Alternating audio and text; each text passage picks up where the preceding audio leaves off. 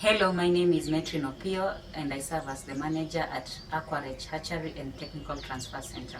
In partnership with Tunga Nutrition, through Samaki Power, we renovated our training hub, which has a capacity of 100 participants per session.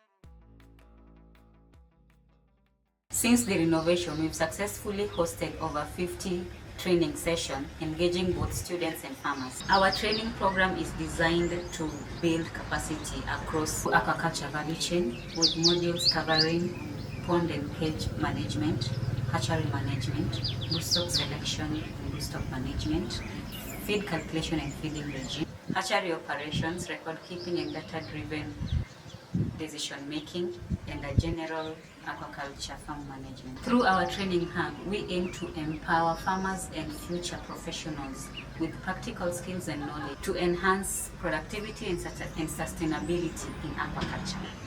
For more information about the trainings, please visit us at Lake Basin Development Authority, Kibos.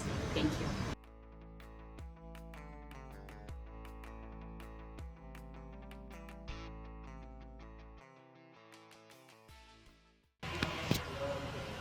Who knows the Aquarech SSD code? Or who doesn't know? Be honest. Who doesn't know? Okay, you may know it. Who has not memorized?